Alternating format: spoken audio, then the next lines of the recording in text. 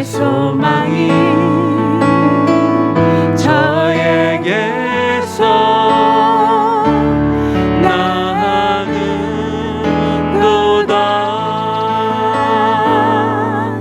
오직 주만이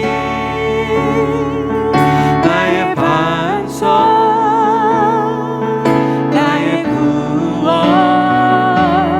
구원이시니. 오직 주만이 나의 산성, 내가 요동치 아니하리.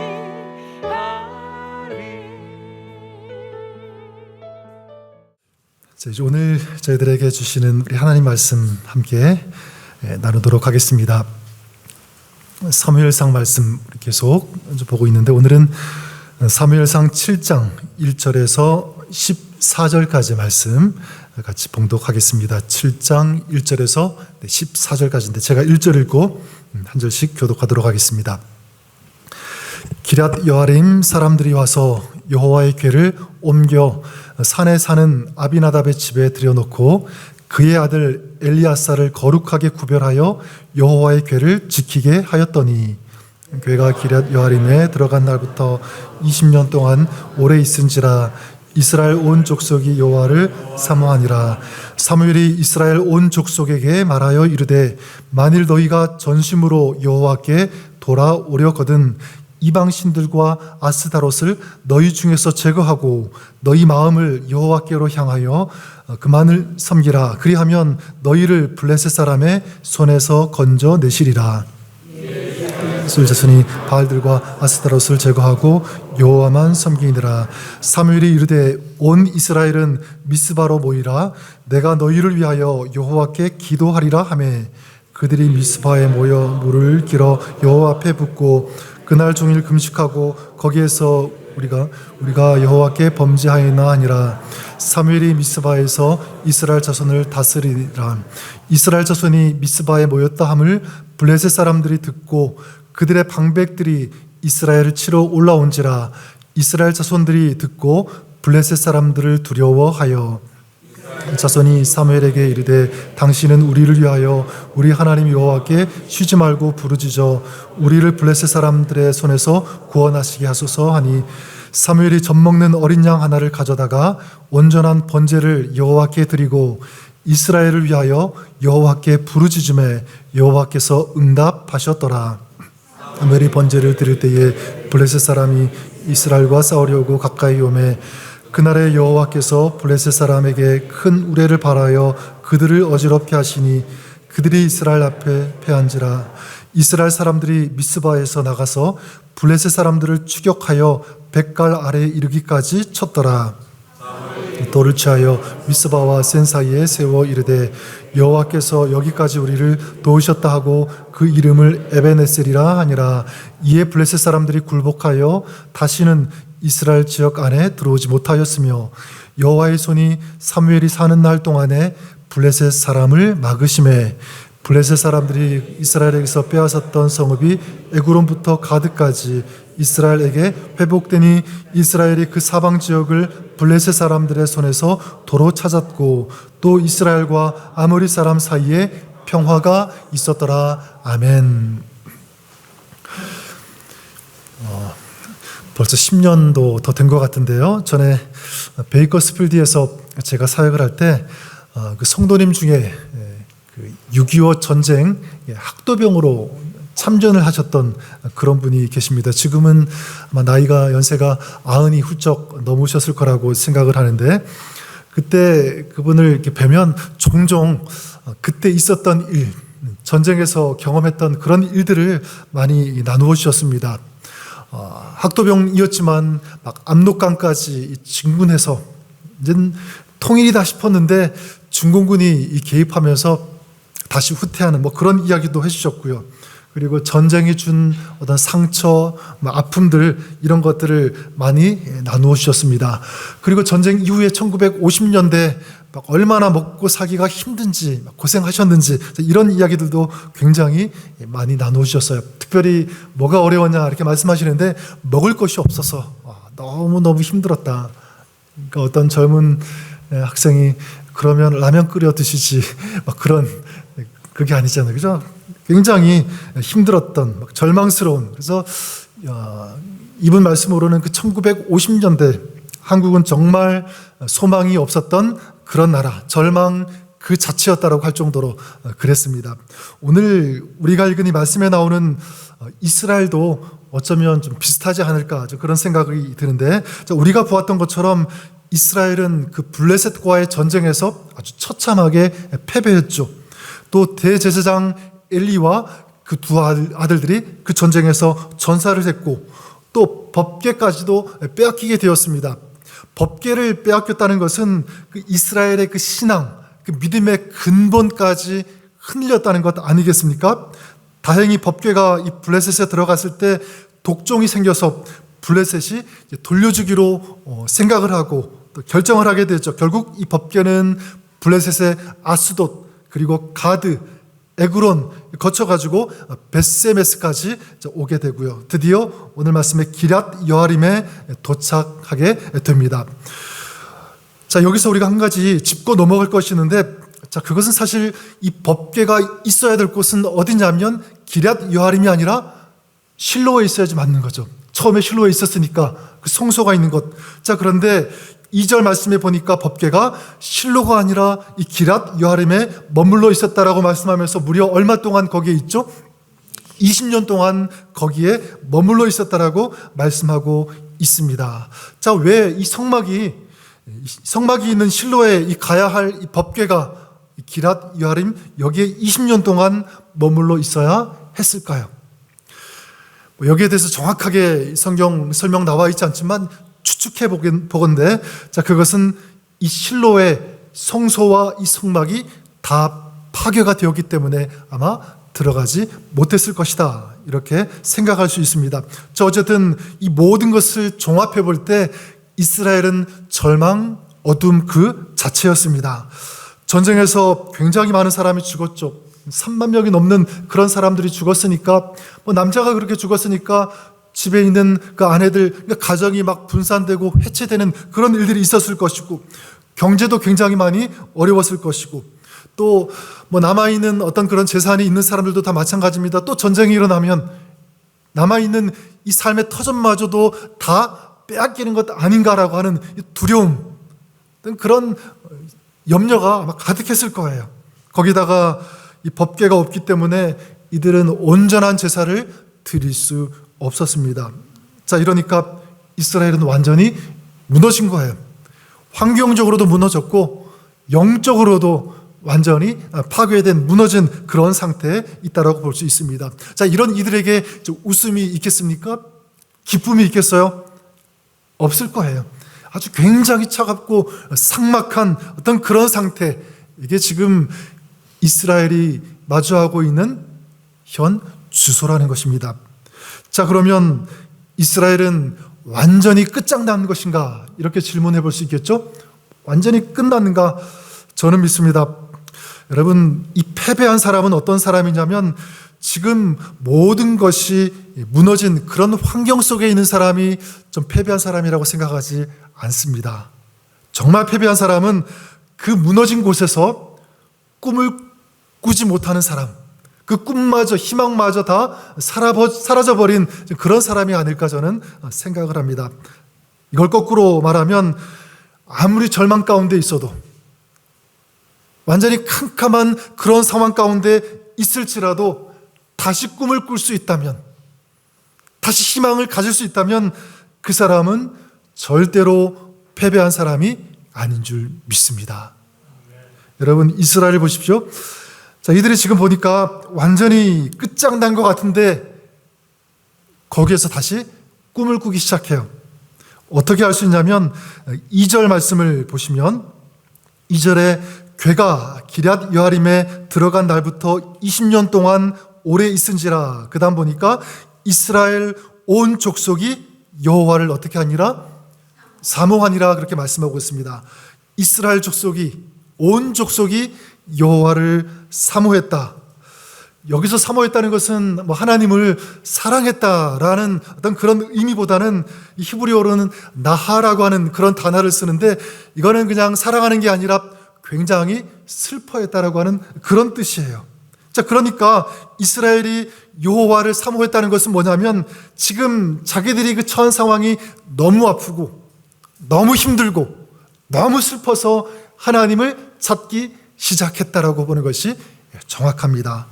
비록 20년이라는 시간이 지나긴 했지만, 그래서 너무 늦었지만, 그러나 그 자리에서 그 시간에 그들은 뭐를 시작한 거예요? 다시 꿈을 꾸기 시작했다라고 하는 것입니다. 저는 그런 의미에서 여기는 저와 여러분들이 오늘 이스라엘처럼 다시 꿈을 꾸실 수 있는 그런 여러분 되시기를 바랍니다. 어떤 꿈이냐면, 많이 있겠지만 우리 2023년 시작하면서 지금 벌써 4개월 정도 지금 지나지 않았습니까? 그때 꿈꾸었던, 또 가졌던 소망들 아마 다 있을 거예요. 뭐 그게 신앙일 수도 있고, 아니면 가정, 어떤 관계 혹은 기도 제목들 다 있을 것입니다. 근데 시간이 지나면서 여러분 어떤 마음이 드세요? 계속 그거 붙잡고 계신가요? 시간이 지나면서 여러 가지 환경을 만나면서 이런저런 이유로 내려놓고 있는 그런 것들이 있잖아요. 여러분, 이미 내 마음속에서 혹시라도 접어놓은 것이 있다면 다시 좀 펼칠 수 있기를 바랍니다. 그리고 내려놓은 것이 있다면 다시 들어 올리는 거죠. 전 여러분들이 그럴 수 있기를 바랍니다. 그래서 좀 구체적으로 어떻게 다시 꿈꿀 것인가, 이 중요한 시점에 등장하는 사람이 누구냐 하면 바로 사무엘입니다. 사무엘 한마디로 이 절망의 골짜기에 있던 사람들을 소망의 골짜기로 인도한 그런 사람으로 표현할 수가 있는데, 사무엘이 이스라엘에게 여러 가지를 외치게 됩니다. 선포하게 되는데, 이것을 통해서 우리가 다시 꿈꿀 수 있는 그 방법을 찾을 수 있다고 생각합니다. 첫 번째가 뭐냐면 바로 회개예요. 회개. 우리 3절 말씀을 다시 한번 같이 읽도록 하겠습니다. 3절 말씀. 자, 시작.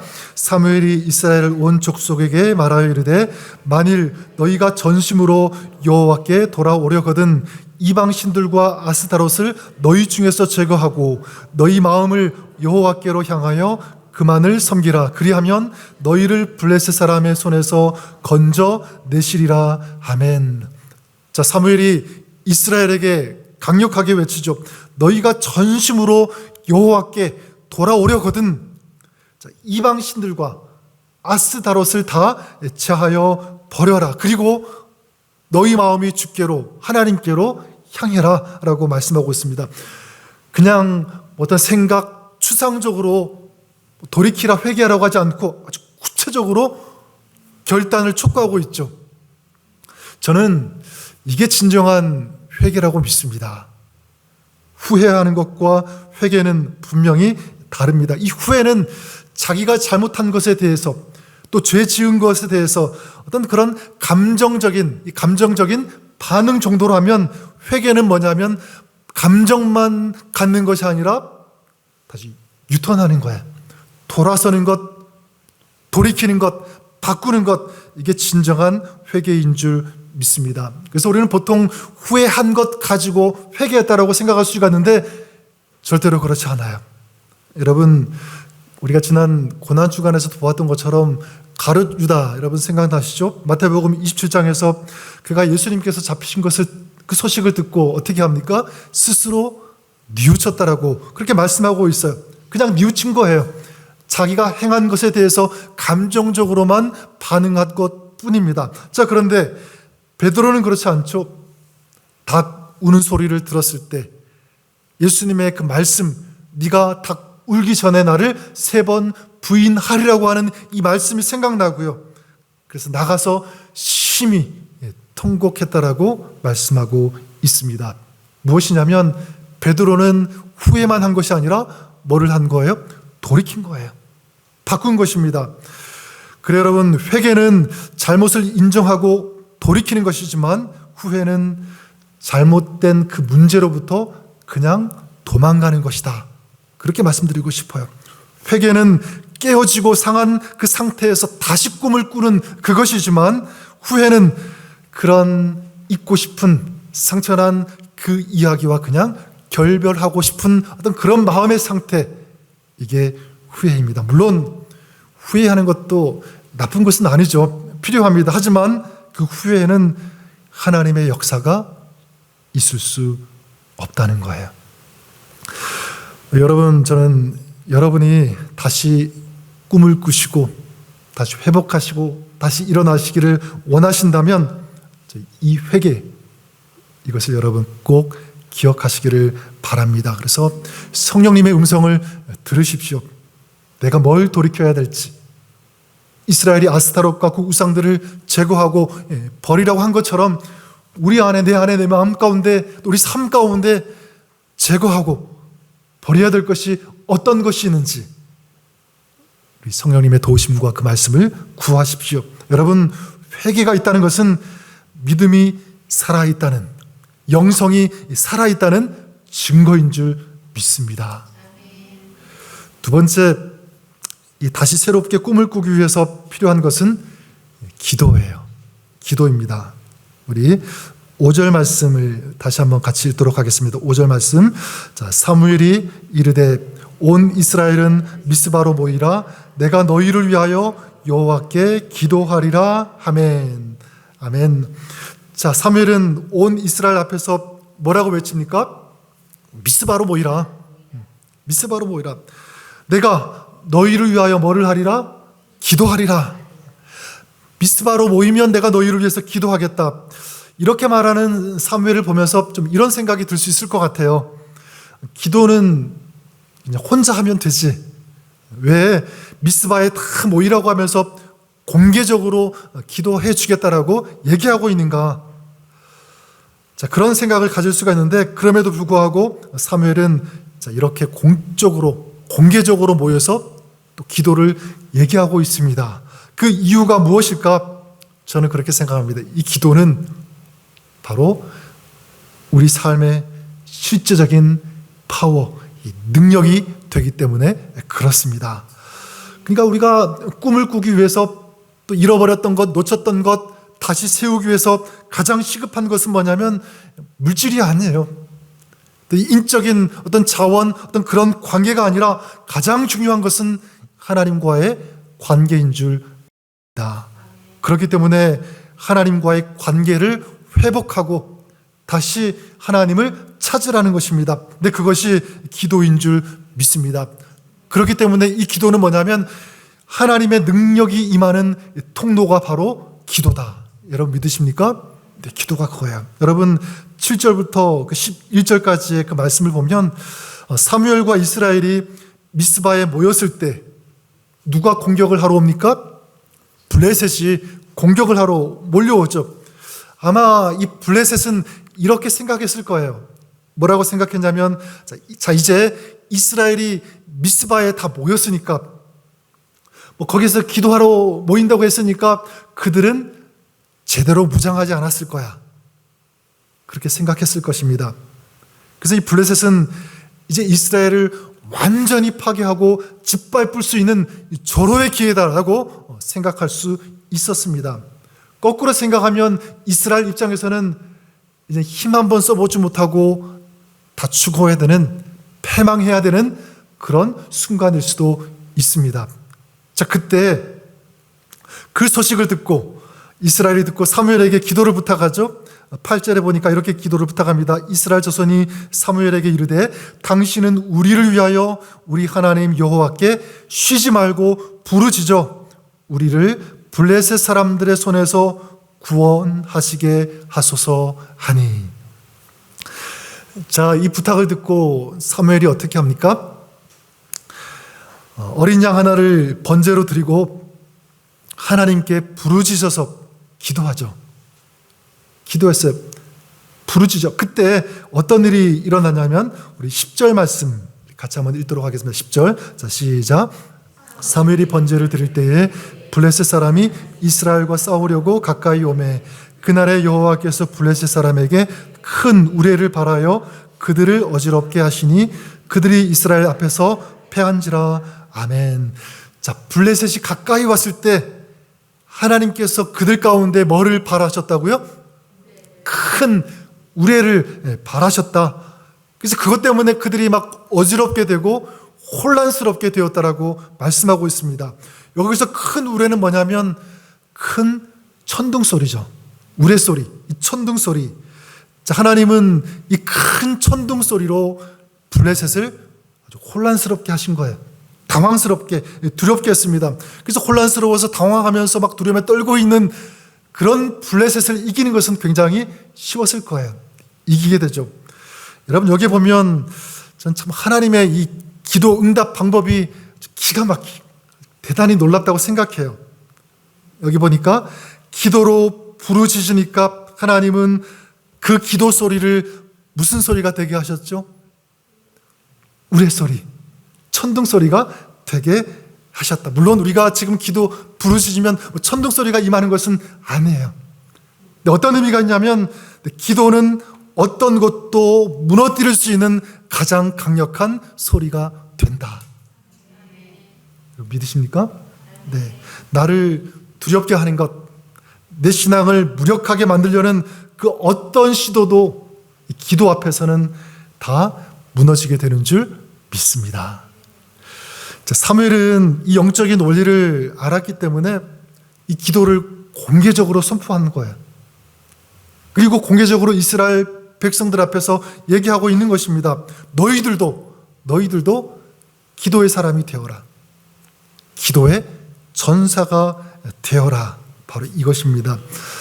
저는 이 사무엘의 외침, 이 선포가 우리를 향한 선포고 외침이 될 수 있기를 바랍니다. 그래서 여러분들도 저도 기도의 전사가 되었으면 좋겠어요. 기도의 전사. 여러분, 기도의 소리가 있는 곳에 승리의 소리가 있음을 꼭 기억하시기를 바랍니다. 기도의 불꽃이 타오르는 그곳에 성령의 불꽃이 타오르게 되고요. 그리고 기도하겠다고 결단하는 그 자리에 우리 하나님은 이 승리의 깃발을 그 자리에 꼽아주시는 줄 믿습니다. 기도의 능력이고요. 기도의 파워입니다. 자, 마지막 이 다시 새롭게 꿈을 꾸기 위해서 필요한 것, 마지막 세 번째는 하나님을 신뢰하는 것인 줄 믿습니다. 하나님을 신뢰하는 것. 우리 6절 말씀 우리 다시 한번 읽도록 하겠습니다. 6절 말씀.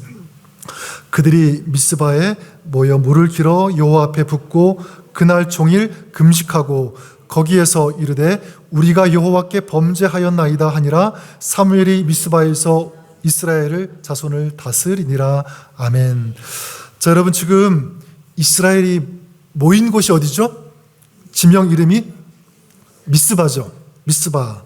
학자들은 이 미스바가 현재 어디일까 연구하면서 예루살렘 북쪽에 있는 텔 앤 나스베가 아닐까 그렇게 이제 추측을 하는데, 물론 맞을 수도 있고요, 아닐 수도 있습니다. 정확하지는 않으니까. 근데 사실 이 미스바는 이 지리적인 측면, 여기가 어딜까라고 하는 어떤 그런 지리적인 측면보다는 영적인 측면이 더 중요하다고 생각합니다. 영적인 것. 이 미스바의 뜻이 뭐냐면 망대라는 그런 뜻이죠. 망대, 망을 보는 것. 자, 그런 뜻을 가지고 있어요. 자, 그러니까 미스바는 어떤 높은 장소에 위치해 있을 것입니다. 그렇죠? 망대니까 높이 있는 거니까 모든 사람들이 쳐다볼 수 있는 것, 그런 곳이고, 그리고 누구나 다 볼 수 있는 곳이니까 이거 좀 숨기에 적합하지 않은 그런 장소일 수 있습니다. 자, 미스바는 그렇기 때문에 미스바에게, 이 블레셋에게 완전히 노출되어 있는 어떤 그런 장소라고 해도 우리는 맞다고 생각합니다. 그러니까 쉽게 공격을 받을 수 있는 그런 곳, 위험에 노출되어 있는 그런 곳. 근데 지금 이스라엘이 어디에서 기도하고 있는 거예요? 그 미스바에서. 위험한데. 여러분, 그럼에도 불구하고 그런 곳에서 모여 기도했다는 것, 무엇을 의미하냐면 그만큼 하나님을 신뢰한 것인 줄 믿습니다. 사람이나 다른 것을 의식하지 않고 의지하지 않고 하나님만 의지하겠다. 바로 이것입니다. 그리고 또 이스라엘이 이 미스바에서 행한 것이 또 하나가 있는데 그게 뭐냐면 여호와 앞에 물을 길어 붓고 금식을 했다라고 말씀하고 있습니다. 물을 붓고 금식했다. 어떤 학자들은 이 세례 요한이 죄사함을 받기 위해서 세례를 받으라고 한 것처럼 이것은 어떤 죄를 씻기 위한 회개 의식으로 이렇게 보기도 하는데 이게 일반적인 그 회개의 방법이라면 그 뒤에도 이런 이야기들이 많이 나왔겠죠. 근데 나오지 않는 것을 보니까 이건 아주 특별한 영적인 의미가 있다고 생각합니다. 그게 무엇일까? 저는 믿습니다. 하나님을 향한 전폭적인 신뢰다. 믿음의 표현입니다. 여러분, 지금 이스라엘이 그 광야 지역 그리고 고산 지역에 있는데 이 광야 지역 또 고산 지역에서 가장 필요한 것 하나만 꼽으라면 뭐가 가장 필요하겠죠? 물이 필요하잖아요.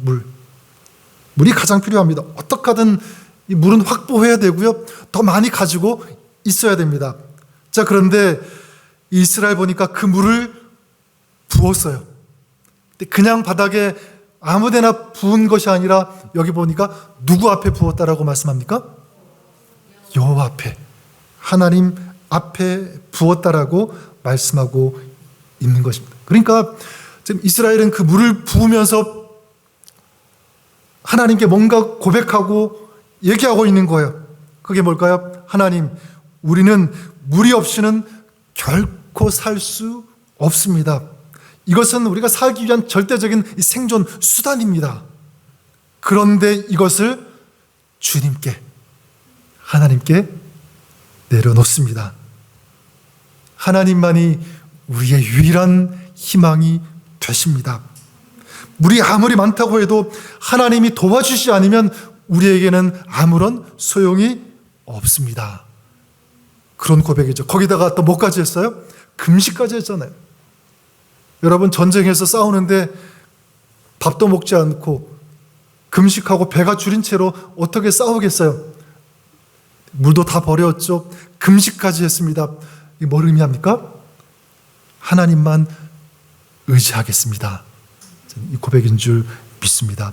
저는 이것이 진정한 믿음인 줄 믿습니다. 그리고 하나님께서는 이 믿음을 보신 줄 믿습니다. 자, 이 믿음을 가졌을 때 우리 하나님께서 어떻게 하십니까? 그 이스라엘을 위해서 싸우셨잖아요. 그리고 이기게 하신 줄 믿습니다.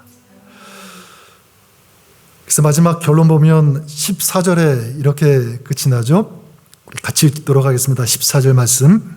자, 블레셋 사람들이 이스라엘에게서 빼앗았던 성읍이 에그론부터 가드까지 이스라엘에게 회복되니 이스라엘이 그 사방 지역을 블레셋 사람들의 손에서 도로 찾았고 또 이스라엘과 아모리 사람 사이에 평화가 있었더라.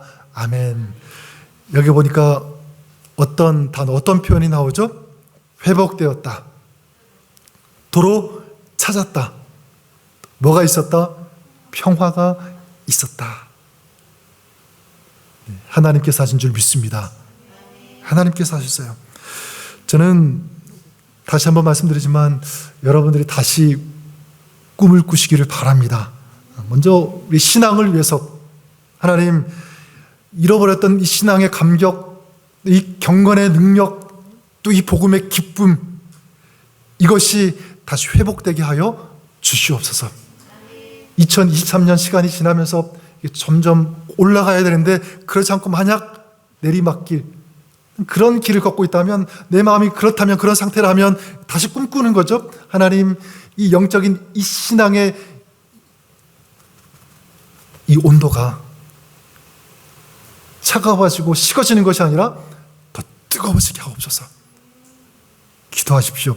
여러분, 교회를 위해서도 우리가 계속 다시 꿈을 꾸었으면 좋겠습니다.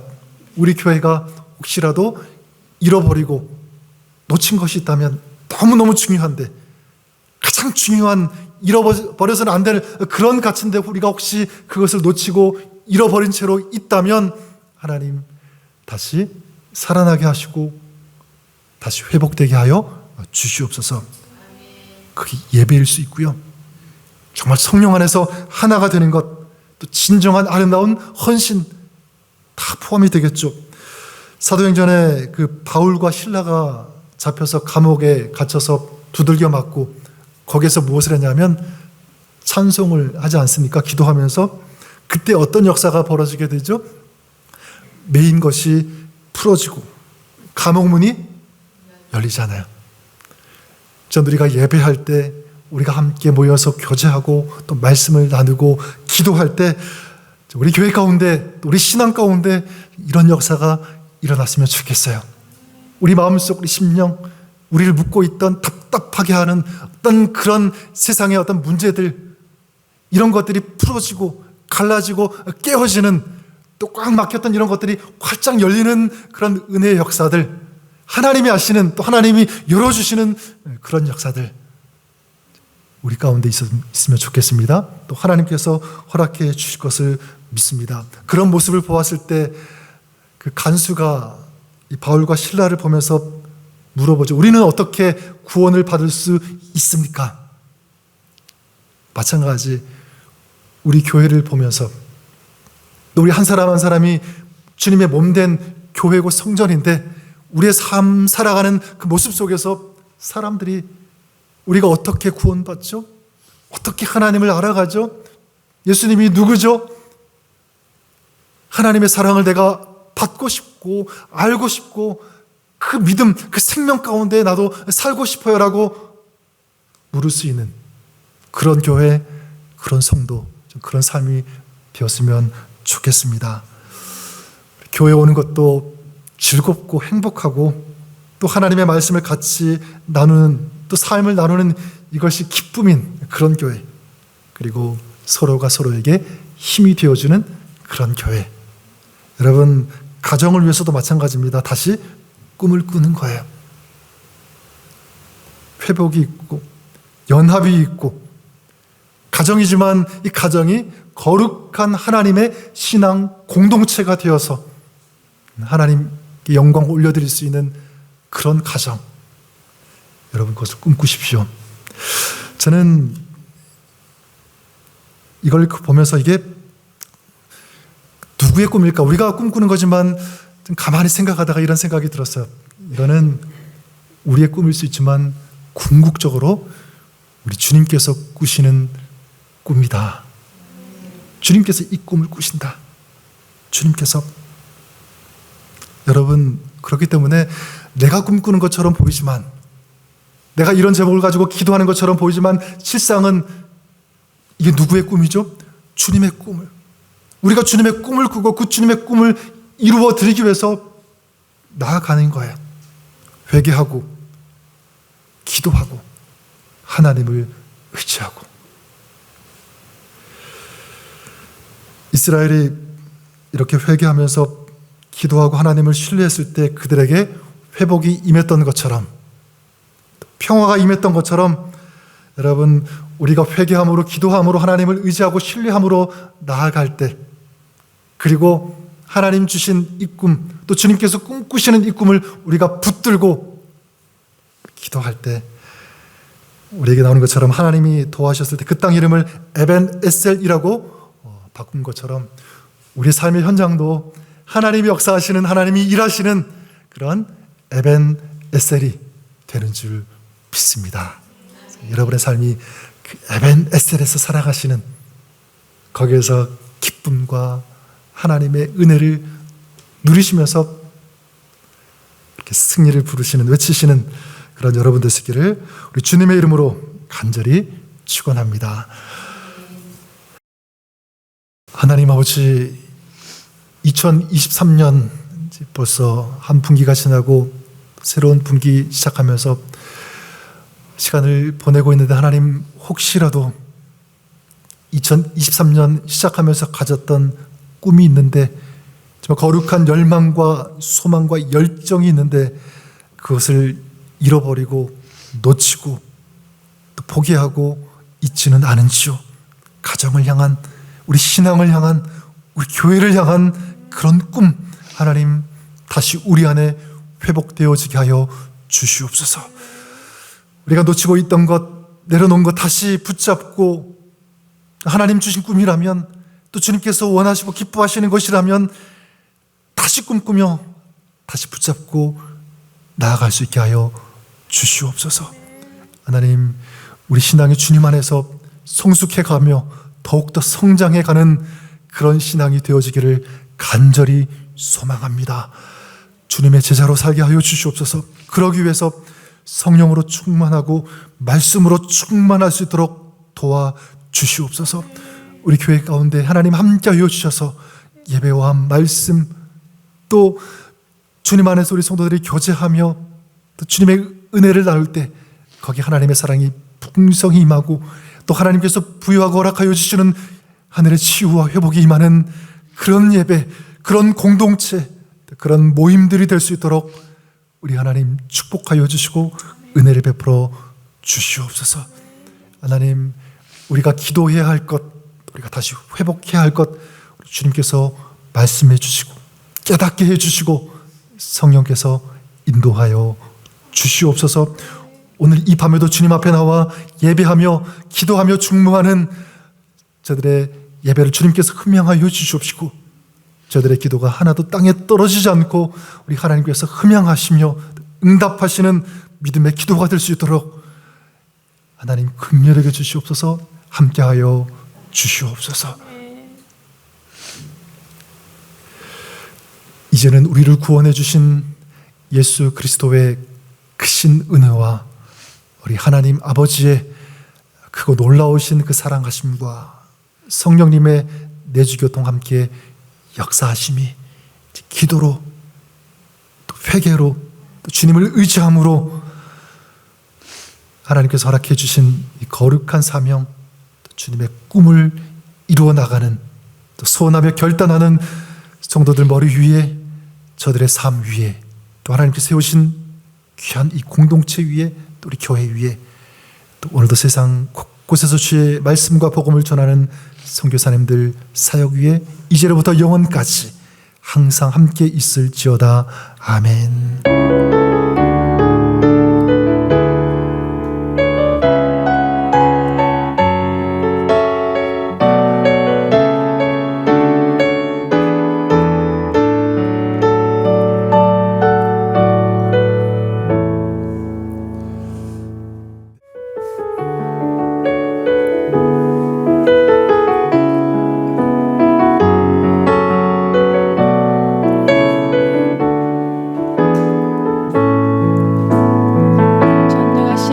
전능하신 나의 주 하나님은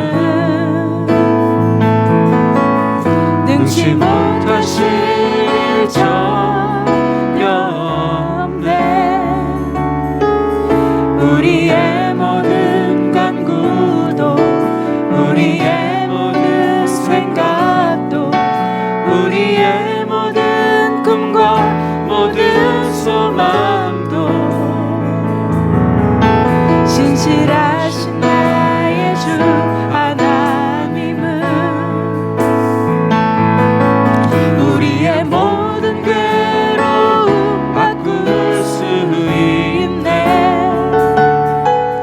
불가능한 일 행하시고 죽은 자를 일으키시니 그를 이길 자 아무도 없네.